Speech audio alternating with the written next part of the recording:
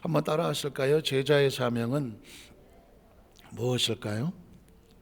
제자의 사명은 증인입니다. 이런 제목으로 말씀의 은혜를 나누기를 원합니다. 보통 우리가 믿는 종교라는 관점에 본다면 다른 종교하고 비교해서 뭐라고 부릅니까? 기독교인이냐, 또는 뭐 예수교, 또 크리스찬, 또는 카톨릭하고 구교에 비교해서 신교, 그래서 개신교 뭐 이런 말도 쓰죠. 이런 용어들이 어떤 의미가 있을까요? 예를 들어서 기독교, 왜 기독교라고 그럴까요? 생각도 안 해보고 우리는 어렸을 때부터 종교에다가 뭐라고 쓰냐면 기독교라고 썼습니다.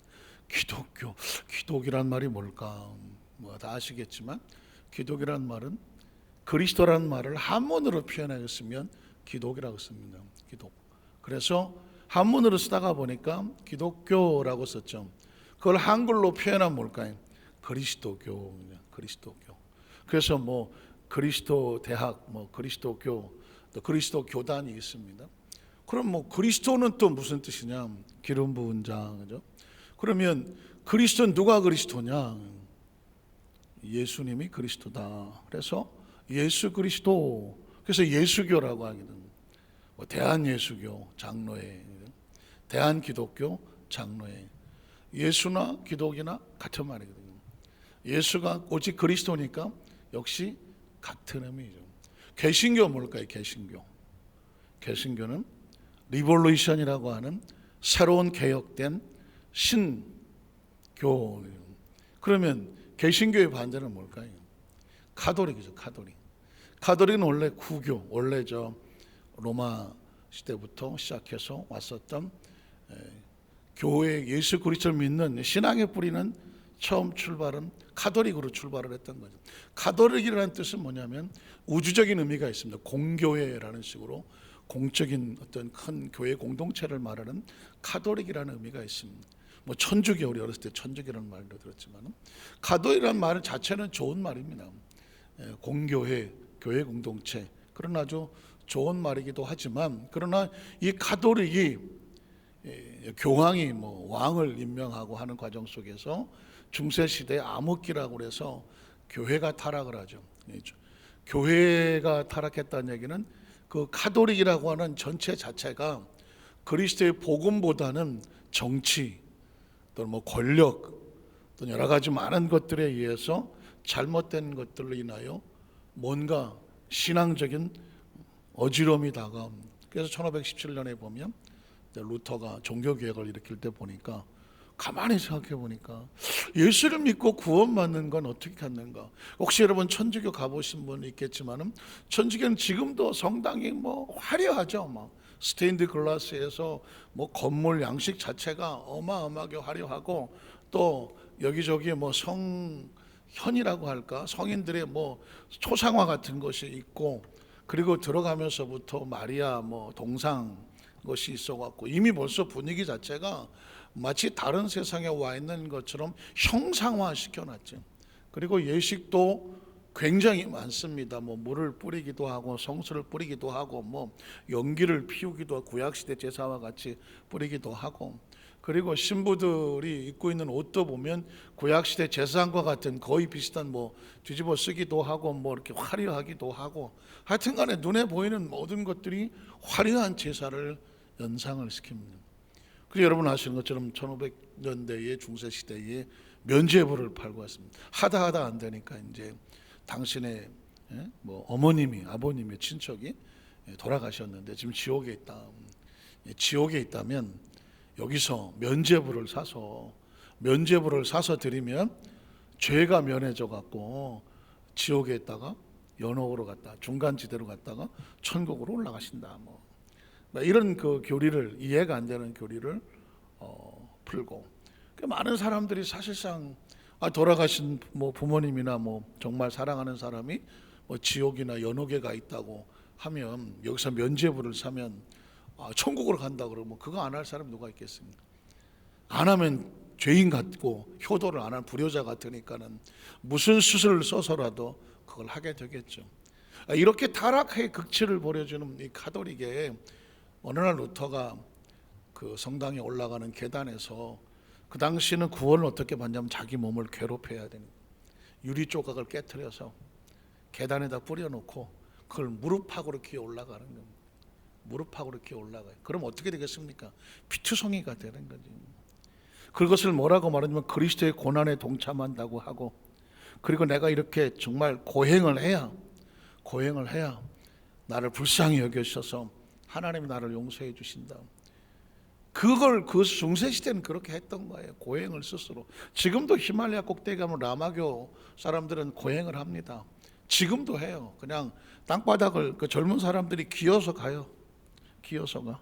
삼보 일배도 아니야. 세 걸음 가고 한 번 전하고가 아니고 그냥 계속 기어서 꼭대기까지 올라가고 좋은 그 히말라야 산 꼭대기를. 왜 그렇게 하냐고 하면 그 사람들이 전통의 종교가 자기 몸을 고행해서, 그래서 나를 괴롭힘으로 인하여 내 죄를 씻고 죄의 대가를 지불하고 그렇게 꼭대기에 올라가야 그들이 믿는 신이 자기를 불쌍히 여겨서 용서해 주시고 뭐 복을 주신다. 이런 종교를 대부분은 자력 구원이에요. 자력 구원. 그러니까 자기가 스스로 뭘 해갖고, 그래서 막 뭐 2,000번 3,000번 빌어야 되고, 뭐 새벽에 종안수 떼어놓고 빌고, 뭔가 지극정성을 한다라는 이런 마음이 어떤 내 의지가 하나님의 마음을 감동시킨다라고 생각을 하는 것이죠.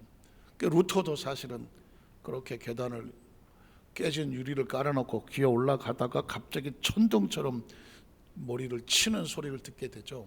오직 나의 의는 믿음으로 말미암아 살리라는 거예요. 아니, 뭘 고행을 해야, 면죄부를 사야, 뭘 해야 구원을 받는 줄 알았는데 의인은 믿음으로 말미암아 산다는 소리를 들으니까 정신이 번쩍이 나는 거죠. 그래서 집에 돌아가서 로마서를 읽고 하박국에 있는 말과 로마서에 있는 말씀을 읽다가 구원은 예수 그리스도를 믿음으로 받는 것이지 무릎팍으로 뭐 깨진 조각을 밟고 언덕배기를 올라간다고 해서 얻는 것이 아니다. 그 당시 거대한 교황의 세력과 중세 가톨릭 교회와 이 맞짱을 뜬다고 하는 것은 쉬운 일이 아니잖아요. 내 주는 강한 성이요, 이 찬양을 그 루터가 작사를 하고 그 곡을 붙여서 부를 때에 그런 고백을 합니다. 마치 그 성전의 위에 기와장 같은 것들이 막 날아오면서 그 루터를 공격하는 것 같은데, 그 빗발치는 기와장을 얻어 맞을 것 같은 두려움 가운데 그의 마음속에 주셨던 성령의 감동하면 내주는 강한 성이요, 방패와 병기 되신다는 그 예수를 믿고 나가면 주께서 우리를 싸워주시겠다. 그래서 사실은 거의 계란으로 바위를 치는 그런 상황 속에서 거의 뭐 정말 가톨릭에서 파면을 당하고 그 고통하는 가운데 하나님의 은혜로 정말 종교개혁에 성공을 하고 거기서 진짜 신앙을 가진 사람들이 따로 나오죠. 그래서 프로테스탄트라고 하는, 개신교를 프로테스트라고 하는 것은 뭐냐면 앞에 서서 저항한다는 것입니다. 마치 그 프랑스 레지스탕스들처럼 우리나라 옛날에 독립군과 같이 그 악의 세력에 대해서, 적의 세력에 대해서 저항하는 특공대와 같은 것이 바로 레지스탕스고 독립군이고 뭐 유격대고 하지 않습니까? 그런데 영적인 저항, 프로테스탄트가 이제 개신교는 이제 프로테스탄트, 그래서 나온 단어가 종교 개혁의 의미를 가진, 그리고 신교라는 의미를 가진 신교, 구교에 비교해서 신교, 그래서 개신교라는 말을 쓰는 것입니다. 제가 이렇게 이제 뭐 여러분 다 아실 만한 이야기를 제가 설명을 드린 이유는 뭐냐면, 어느 날 저는 어렸을 때부터 신앙생활을 해서 그냥 자연스럽게 귀에 막히고 자연스럽게 몸에 배웠던 것들이 이제 신앙생활을 해가는 과정 속에서 그것에 대한 정확한 의미를 알아야 되겠더라고요. 무조건 믿으라고가 아니라, 전 여러분에게 성경을 무조건 믿으라고 말하지 않잖아요. 그 말씀에 이제는 하나하나 아주 작은 단어 한 절까지라도, 아니 한 단어에 그냥 한 그 순간 상황까지라도 우리가 가만히 이것이 왜 존재하고 이게 뭐라고 외치고 있는지를 그것을 조각조각해서 내 속에서 인식을 시켜야 나가야 그게 나에게 영적인 뼈가 되고 살이 되고 내 힘의 근원의 바탕이 되는 줄로 믿습니다.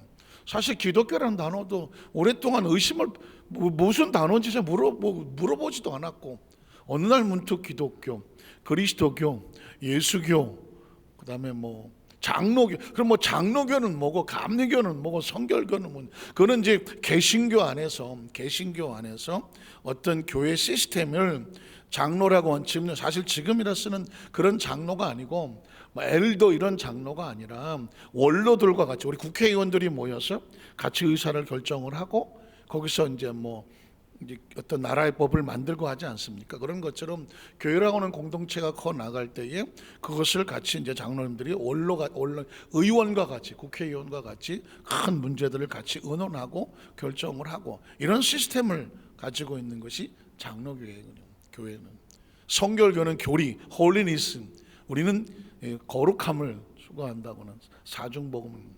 메소디스트라고 말하는 감리교도 역시 교리적으로, 그리고 침례교라고 말하는 거. 그러면 이제 약식 세례를 줄 때 우리는 침례를 중히 여기신다 그래서 침례교회가 있고, 우리 순복음이라는 펜티코스탈이라고 말해서 순복음 뭐냐면 오순절 성령 운동하는 쉽게 얘기하면 그래서 오순절주의자, 성령 운동주의자 이런 표현을 쓴다는 말입니다. 그러니까 이거는 개신교 안에서 교리나 또는 교회 어떤 시스템이나 어떤 이런 것들에 의해서 교파나 교단이 갈라질 수는 있지만 이 모든 것들은 개신교라고 하는 프로테스탄트 안에 다 들어있는 것입니다. 그런데 여기서 이단은 왜 나오냐면, 이단이라는 뜻은 뭐냐면 처음 출발은 같아요. 근데 달을 이자에 끝단자야. 그러니까 다 똑같은데 어디서 갈라져? 끝에 가서 갈라져. 그래서 이단에 빠지는 이유가 뭐냐면 처음엔 똑같아요.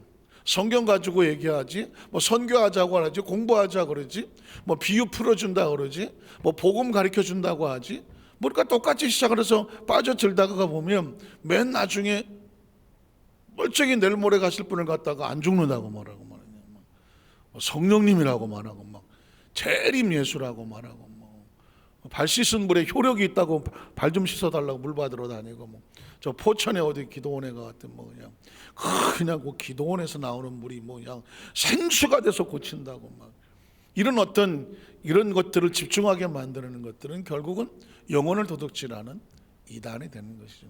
이쯤 되면 이제 우리가 어디쯤 와 있는지 알죠? 우리가 믿는 우리의 신앙은 지금 세상에 다른 어떤 거 뭐가 다르고 이단과 뭐가 다르고, 그리고 지금 우리는 어디쯤 와 있는지 자신의 모습을 점검해야 되는 거예요. 그래서 제일 중요한 것은 뭐냐면 이 모든 개신교의 가장 기본적인 시스템은 뭐냐면 크리스찬. 한번 따라 하실까요? 크리스찬이 뭐예요? 크리스찬. 크라이스트라고 하는 그리스도에 AN을 붙이면 사람이 되는 거잖아요. 그리스도인. 그리스도인이란 뭐냐면 그리스도를 닮아가는 사람, 그리스도를 따라가는 사람. 이 크리스찬인 것입니다. 거기도 지금 얘기가 많이 나오죠. 교인이라는 말이에요. 교인은 뭐예요? 교회 다니는 사람. 그러니까 아무나 교인이 될 수가 있어요. 교인. 그러면 신자는 뭐예요? 신자. 믿음을 가진 사람들이죠. 교인하고 신자는 뭔가 좀 달라 보이지 않습니까? 교회에 등록하면 교인이 되는 거예요. 그러나 그가 진짜 신자인지 아닌지는 그건 아무도 모르는 거죠. 그런데 신자라고 말하는 건 뭐냐면 그리스도를 믿는 신앙을 가진 사람 말할 때 신자라고 말하고, 안 믿는 사람 뭐라고 말해요? 불신자라고, 믿지 않는 사람. 그럼 성도는 뭐예요? 성도라고 말하잖아요. 성도는 거룩한 무리가 성도라는 것입니다. 이 성도는 어디서 나오냐면 에클레시아에서 나옵니다. 그래서 에클레시아는 뭐냐면 교회라는 것입니다. 교회. 헬라어로 교회라고 말하는데, 그러면 처치는 뭐냐? 또 갈라지죠. 처치. 우리가 여의도 풀가스펠 안산처치, 여의도 순복 안산교회 말할 때 보통 교회는 처치라고 말하는데, 처치는 뭐냐면 교회당을 말하는, 건물을 말하는 것입니다. 건물을 말할 때 church라는 단어를 씁니다. 그러니까 church는 교회 건물을 말하는 것이지 그냥 외형적인 모든 걸 말할 때 철치라고 말하죠. 그런데 그 안에 있는 성도 크리스찬들은 뭐라고 부르느냐? 에클레시아라고 부르는 거죠. 에클레시아는 뭐냐면 세상으로부터 나와서, 분리입니다. 분리. 거룩하면 분리거든요. 세상으로부터 나와서 분리되어서 하나님의 부르심을 받은 거룩한 공동체, 이걸 뭐라고 말하냐면 성도, 에클레시아라는 것입니다. 그 저와 여러분이 내가 누구인지, 우리가 누구인지에 대한 정확한 셀프 이미지네이션, 자신에 대한 자화상, 내지는 아이덴티피케이션, 아이덴티파이라고 말하는 나에 대한 정체성. 여러분이 뭐 삼성이나 뭐 LG나 어디 뭐 큰 옛날에 본사에 가다 보면 여기에 아이디 카드 하지 않습니까? 아이디 카드라는 것이 이제 뭐 아이덴티피케이션, 아이덴티파이, 아이덴티 카드라고 하는 아이디 하는 거거든요. 자기 내가 누구인지를 증명하는 신분증 같은 거거든요. 근데 크리스찬들이 자기가 누구인지 자기에 대한 아이디 카드가 잘 없어. 크리스찬들의 아이디 카드는 여기다 붙이고 다니는 것이 아니라 내 마음속에 가슴에 품고 있는 셀프 이미지네이션, 자화상인 거예요. 내가 누구인가.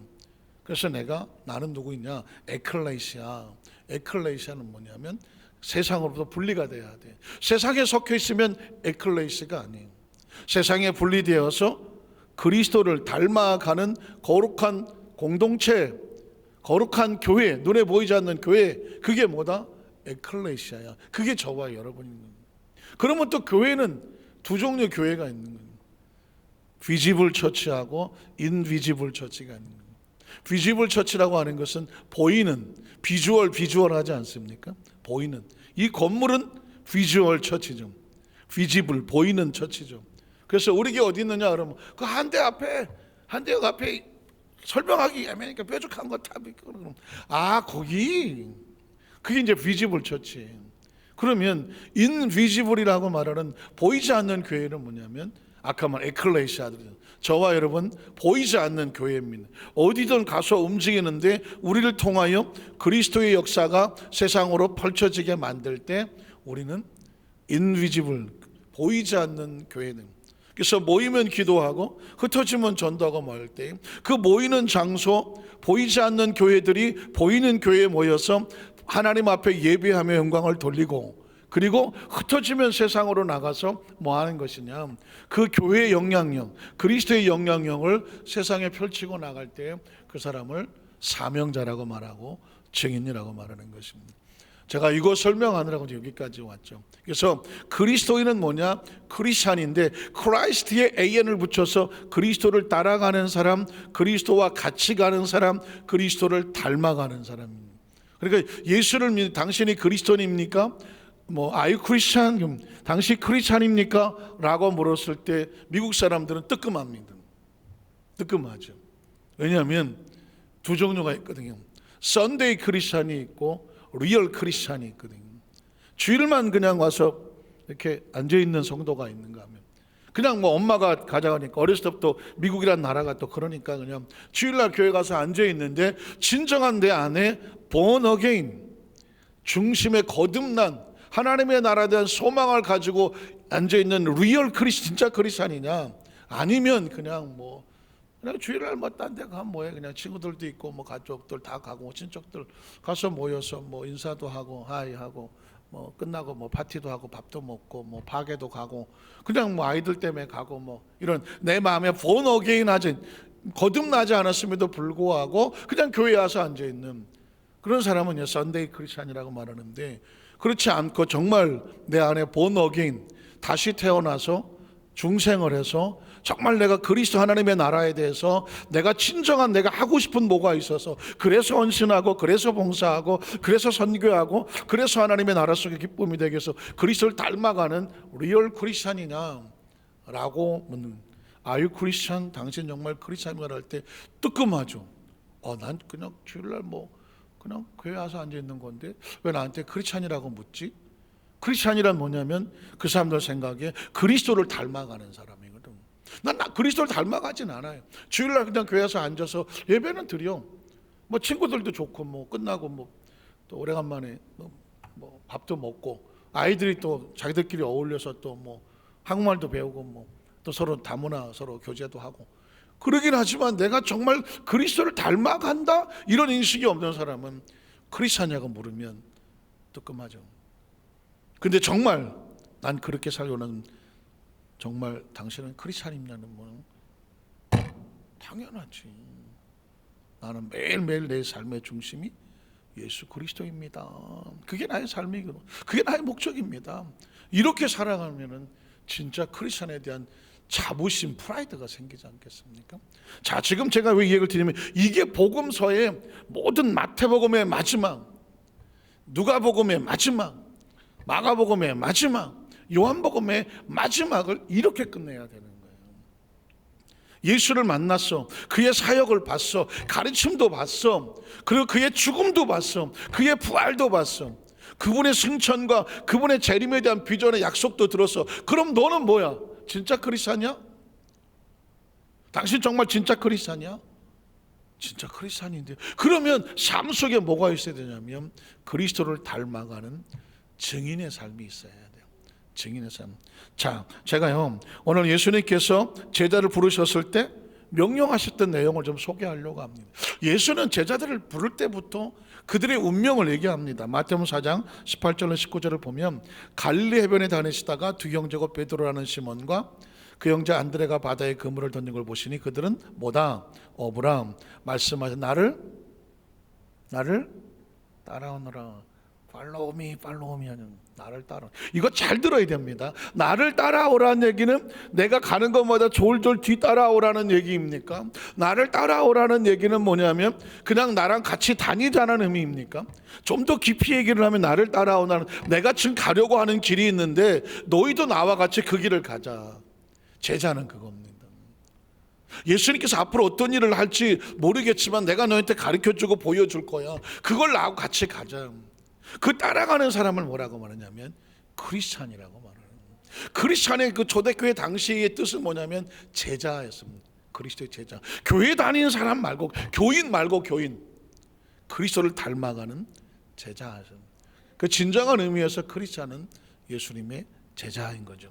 나를 따라오너라. 내가 너를 사람을 낚는 어부가 되게 하리라. 뒤집어 말하면 예수님이 땅에 오신 목적이 뭐냐면 사람을 낚으러 오신 것이죠.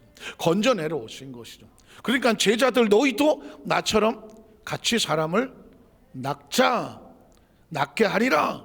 이게 이제 제자를 부르시는 말씀입니다. 23절에 보면 그래서 예수께서 온 갈릴리에 두루 다니시며 제자들에게 보이는 것입니다. 그들의 회당에서 뭐 하시고 가르치시고 그 다음에 천국 복음을 전파하시고 백성 중에 모든 병과 모든 악한 것을 어떻게 하니 고치시니. 이유가 뭐예요? 뭐 하려고? 건져내려고 하는 거죠. 가르치는 이유가 뭐예요? 깨닫고 나와라. 전파하는 이유가 뭐예요? 듣고 나와. 병을 고치는 이유가 뭘까요? 하나님의 나라의 능력이 들어가서 그 세상의 절망에서 나오라고 하는 거예요. 건져내려고 하는 거예요. 예수님의 3대 사역은 쇼업 보여주려고 하는 게 아니에요. 사람을 낚으려고 하는 거예요. 건져내려고 하는 거예요. 건져내려고. 그래서 그걸 따라 오라고 하는 것이죠.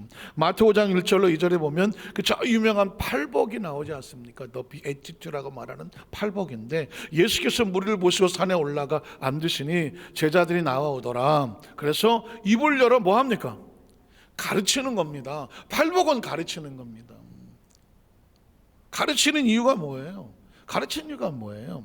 내가 늘 가르쳐주면 너희도 그걸 보고 따라서 같이 가르치고 같이 나요. 그래서 심령이 가난하고 애통하고 온유하고 의에 줄이고 목을 놓고 의를 위해서 핍박을 받고 그래도 기뻐하고 감사하라는 긍휼히 여기고 마음이 청결하고 화평케 하고 그래서 의를 향해서 의를 추구하다가 어려움을 당하더라도 기뻐하고 감사하라. 천국이 너희 것이고 하늘의 상이 크다.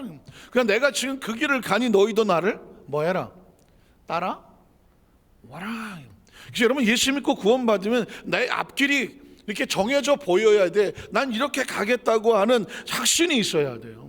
확신이 있고 주관이 있고 그 길이 보여야 돼. 홍해수 바닥이 갈라지는 건 다른 게 아닙니다. 남들은 홍해수가 보이는데 나는 그 밑바닥에 길이 보여서 그 길을 가겠다고 하는 것이죠. 남들이 볼 때는 어리석은 짓을 하는 것 같지만 그 길 끝에 보면 하나님의 약속의 말씀이 있기 때문에 그래요. 마태오 10장 1절에도 그래서 이걸 하는 겁니다. 예수께서가 12제자를 부르사 더러운 귀신을 쫓아내며 모든 병과 모든 것 약한 것 고치는 뭘 줍니까?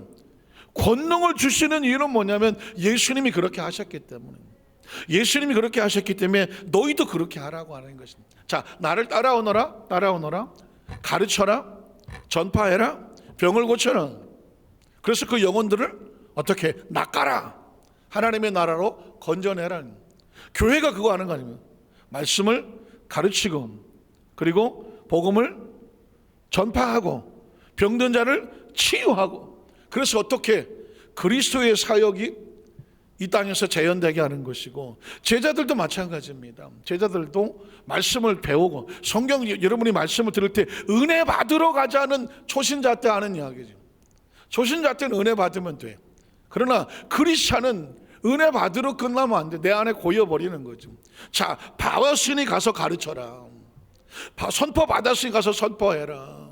네가 예수 이름으로 치료를 받았다면 치료해 주는 이유가 뭐예요? 너도 가서 고쳐라.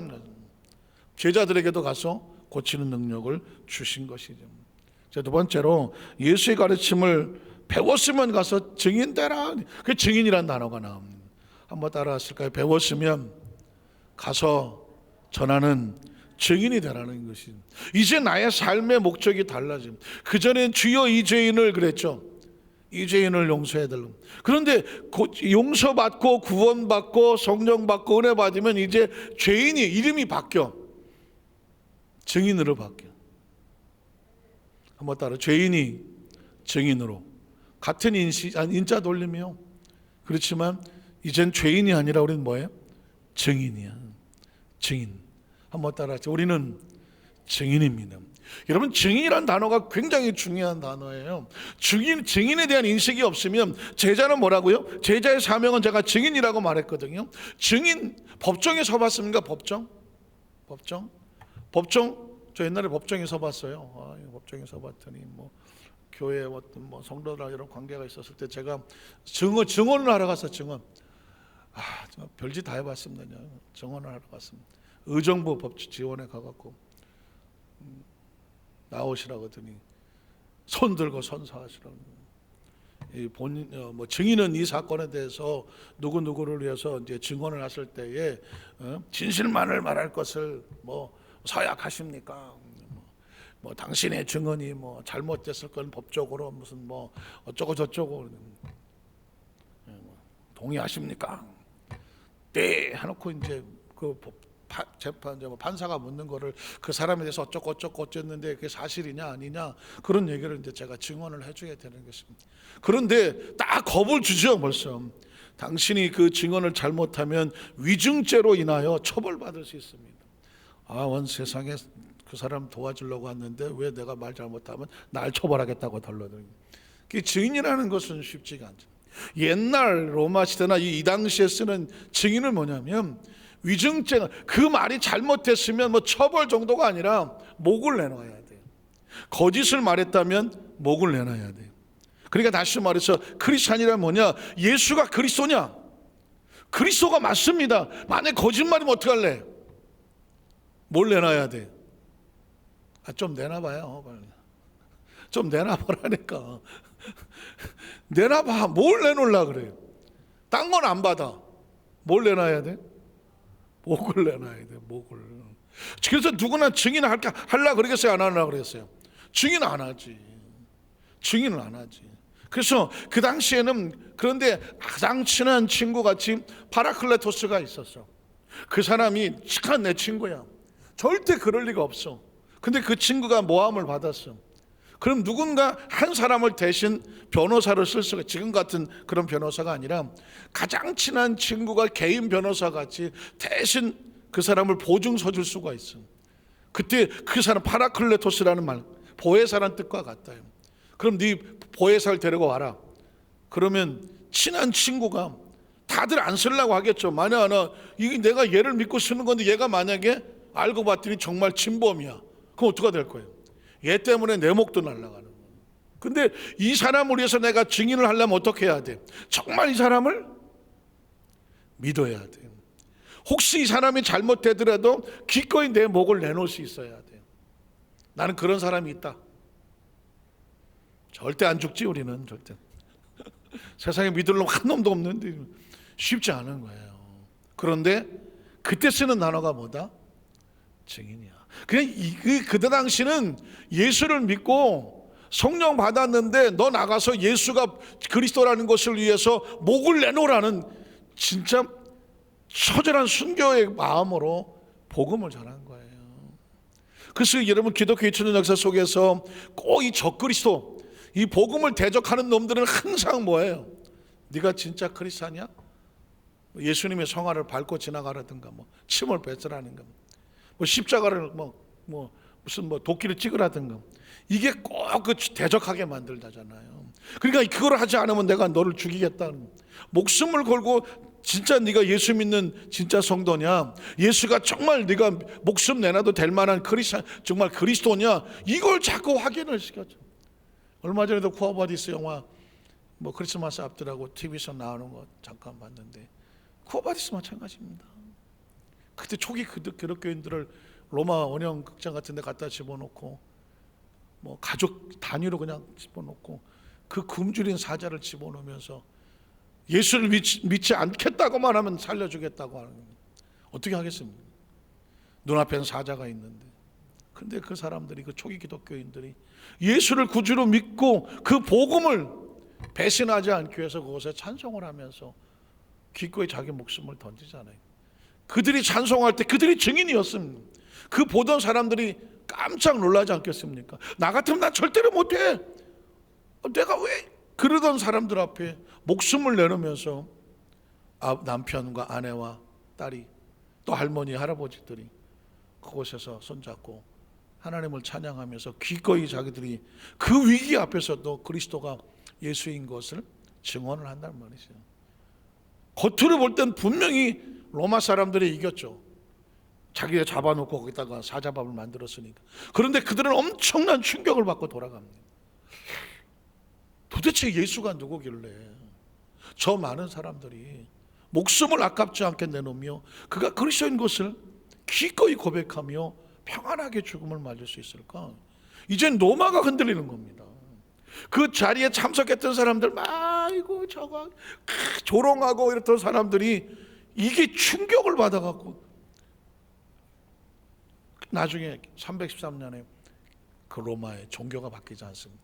다신교를 믿었던 로마가 이제는 모든 종교가 철폐하고 기독교를 나라의 종교로 국교로 정하는 일이 벌어졌습니다. 그게 하루아침에 됩니까? 수많은 증인들이 예수를 그리스도로 증거하면서 피를 뿌려놓은 사건들이요, 당시 최강이었던 로마를 뒤집어놓은 역사는 바로 증인들의 아름다운 열매인 줄로 믿습니다.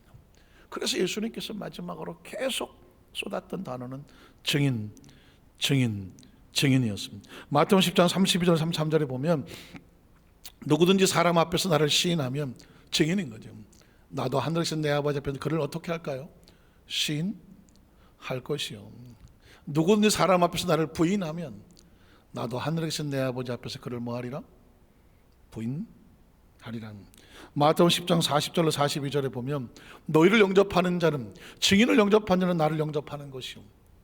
우리가 증인으로서 목숨을 낸 건 주를 위해 사는 것이니까 나를 영접하는 자는 나를 보내신 이를 영접하는 것이니라. 선지자 이름으로 선지자를 영접하는 자는 선지자의 상을 받을 것이요. 의인의 이름으로 의인을 영접하는 자는 의인의 상을 받을 것이요. 또 누구든지 제자의 이름으로 이 작은 자 중 하나에게 냉수 한 그릇이라도 주는 자는 내가 진실로 너에게 이르노니 그 사람이 결단코 상을 잃지 아니하리라 하시니. 예수 그리스도의 이름으로 누가 보든 보이지 않든 보지 않든 누가 대가를 지불해 주든 대가를 전혀 입을 닦아 버리든 다른 사람이 그 일로 인해서 무슨 저 봉사장을 주든 아니면 아무도 안 알아주든 전혀 상관없이 하늘에서는 결단코 그 상을 잃어버리지 않게 하겠다. 이게 하나님의 약속입니다. 마태복음 28장 16절 20절을 보면 11제자가 갈릴리 가서 예수께 지시한 산에 이르러 예수를 배웠고 경배하는 아직도 의심하는 사람들이 있더라. 예수께 나와 말씀하시되 하늘과 땅의 모든 권세를 내게 주셨으니 그러면 너희는 가서 모든 민족을 제자로 삼아, 뒤집어 말하면 증인으로 삼아 아버지 아들과 성령 이름으로 침례를 베풀고 내가 내게 분부한 모든 것을 가르쳐 지키게 하라. 가르쳐 지키게, 증인되게 하라는 것입니다. 볼지어다 내가 세상 끝날까지 너희와 항상 함께 있으리라. 누가복음 24장 44절 49절에 보면 또 이르시되 내가 너희와 함께 있을 때 너에게 말한 바 곧 모세율법과 선지자의 글, 구약이죠, 시편 구약을요 나를 가리켜 이를 땐 모든 것이 이루어져 하리란 말이 이것이라 하시고, 이에 그들의 마음을 열어 성경을 깨닫게 하시고 이르되 다기같이 그리스도 고난을 받고 제3일에 죽은 자 가운데서 살아날 것과 또 그의 이름으로 죄사함을 받게 하는 회개가 예루살렘을 시작하여 모든 족속에 전파될 것이 기록되었으니 너희는 이 모든 일에 뭐다? 증인이라는 것입니다. 크리스찬들의 머릿속에 평생 가슴에 새겨서 떠나지 않아야 될 단어가 있어요. 증인입니다. 증인입니다. 크리스찬들은 이 증인의 심정이 없으면, 증인의 이 사명이 없으면, 이 증인의 열정이 없으면 거의 문의로 끝납니다. 문의, 열매가 없는 문의로 끝나는 거죠. 마가복음 16장 14절 15절은 그래서 그 11제자가 음식을 먹을 때 예수께서 그들이 나타나서 그들의 믿음 없는 것과 예수님과 같이 밥을 먹어도 증인의 심정이 없으면 믿음이 없는 거죠. 마음이 완악한 것을 꾸짖으니 이런 자기가 살아나는 것을 본 자들의 말을, 증인자들의 말을 믿지 아니함일러라. 또 이르시되 너희는 온 천하의 만민에게 뭘 전합니까? 복음을 전파하라. 이게 증인의 사명이죠. 사도행 1장 6절로 8절에 보면 그래서 나온 단어가 이겁니다. 그들이 모였을 때 예수께 여쭈 이르되 주께서 이스라엘 나라를 복하심이 이때이니까 하니 이르시되 때와 시기는 아버지께서 자기의 권한에 줘서 너희가 알 바가 아니요 오직 성령이 너에게 임하시면 너희가 권능을 받고 예루살렘과 온 유대와 사마리아 땅까지, 제가 엄청 랩을 하고 있죠. 빨랐더니 문자가 못 따라오니 땅끝까지 이르러 내 증이란다는 것은. 그러니까 성경을 제가는 뚝뚝 떨어뜨려 놓으면은 그냥 그건가 보다 하지만 흐르고 있잖아요. 쭉. 무슨 얘기를 하려고 하지? 그 성경의 마지막으로 딱 가다 보면 그래서 핵심 단어는 증인. 예수님 마지막에 유언처럼 The Great Commission이라고 말하는 마지막 지상 명령의 단어는 뭐냐면 난 너희가 증인이 되어야 된다고 생각합니다. 증인이 되리라. 성령 세례 왜 줄까요? 성령의 권능을 받고 증인 되라. 자, 결론입니다. 요한복음 21장 24절에 보면 이 일들을 증언하고, 자, 사도 요한이 요한복음을 기록한 이유가 뭐냐면 예수님의 일들을 뭐하고? 증언하고. 성경은 증언입니다. 예수가 이렇다고 한 증언이고요, 성경 기록자들은 전부 증언한 겁니다. 우리가 그 증언을 받은 겁니다. 그들이 목숨을 걸고 한 그 증언, 성령의 감동이 기록한 증언을 받았으니까 이제는 우리가 그걸 내가 믿는다고 말했으면, 복음을 믿고 말씀을 믿고 성경을 믿으면 어떻게 돼야 돼요? 이제는 내가 받은 것을 가르쳐 지켜서 전해야 되죠. 이 일을 기록한 제자 요한이죠. 이 사람이라 우리는 이 그의 증언이 참된 줄을 아노라. 예수께서 행하신 일이 이외에도 많으니 만일 낱낱이 기록된다면 이 세상에도 이 기록된 책을 두기에 부족할 줄을 아노라. 한 해를 마무리 지어가면서 불과 내일이면 이제 송구행신 예배인데요, 마무리 요한복음의 마지막 장은 증언으로 마무리하고 있습니다. 오늘 저와 여러분이 세월이 참 빨리 가죠. 참 빨리 갑니다. 그러나 한 가지 우리 가슴을 뜨겁게 하고 식지 않아야 될 것은 나이를 먹어가고 세월이 지나가더라도 난 증인의 일을 놓지 않아야 되겠다. 오늘 권사님이 요양원에 들어가셔서 요양원 열심히 전도하고 봉사하던 분이 허리를 다치셔갖고 이제 뭐 좀 회복하고 이러시는 가운데 요양원에 좀 계시니까 너무 마음이 낙심이 돼갖고 의욕도 없고 힘도 없고 막 그러다가 제가 상담을 하면서 그거를 사역지로 삼으시라. 하나님은 의미 없이 움직이지 않는다. 그곳에 있다 보면 많은 사람이 들어올 것이 아니냐. 거긴 들어가려도 들어갈 수가 없는 것이다. 그런데 그곳에 갔단 마치 요셉처럼 그곳에서 영혼을 건져보는 것은 어떠냐. 갑자기 권사님이 정신이 번쩍 돌아가셔. 사명으로 왔다. 내가 몸이 와서 요양원에 왔다고 생각하니까 만사가 구차는 거예요. 그런데 사명으로 날 여기를 보냈다고 하니까 이분이 정신이 번쩍 나는 거예요. 그 다음부터는 옆에 있는 사람들을 갖다가 아이고 당신은 어디 아프세요? 이렇게 한 것이 아니라 그분들에 가서 따뜻하게 배려해주고 들어주고 대화를 나눠주고 격려해주고 위로해주고 이러다가 보니까 기도해주고 이러다 보니까 예수를 옛날에 믿었던 사람들이 저도 기도해 주세요. 마음이 막 허하고 힘들고 위로해 주니까 같이 대화하기를 원하고 그래서 막 그 영혼들이 살아나기 시작하고 그곳에서 예배를 드리기 시작을 하고 또 최근에도 어떤 한 사람이 새로 들어왔는데 지금 암 수술을 하고 막 이렇게 해갖고 막 낙심이 돼서 나 죽을 거야 막 이러고 있는 사람인데 찾아가서 격려해주고 위로해주고 또 간증을 해주고 이러니까는 이분이 용기가 나갖고 뭐라고 부르냐면 언니라고 부르면서 그렇게 지금 그분을 권사님을 의지하면서 힘을 내더라는 것입니다. 생각해 보십시오. 사명으로 우리 같아도 그럴 것 같아요. 어디 요양원에 갔다 누옆에 보세요. 몸도 힘들고 마음도 힘들고 막 힘들어. 막 힘들 거 아니에요. 그런데 내가 요양원에 왔다고 생각하니까 내가 나이가 벌써 이렇게 됐나? 내 몸이 아프지? 모든 게 의욕이 없어. 그런데 사명으로 왔다고 생각하니까 정신이 번쩍 나지 않습니다. 주위에 있는 사람들이 환자로 보이는 것이 아니라 영혼으로 보이기를 시작하는 거예요. 마찬가지입니다. 지금 저와 여러분이요 있는 처소에 만족한 사람은 거의 없어. 다 힘들어. 우리 다 힘들어. 그런데 이 힘든 상황을 보지 말고 무엇을 보냐면 이 상황 속에 우리 교회의 사명은 무엇이고 크리스찬의 사명은 무엇이고 나의 사명은 무엇일까? 사명으로 주위를 한번 돌아보자고요. 그러면 한 영혼 하나님께서 붙여주시고 또 우리 통해서 건져내기를 원하시는 영혼들이 보일 줄로 믿습니다. 이 사명으로 이 증인의 사명을 잘 감당하시는 그리스도의 증인 사명자 되시기를 주의 이름으로 축복합니다. 기도하겠습니다. 하나님 아버지 감사합니다.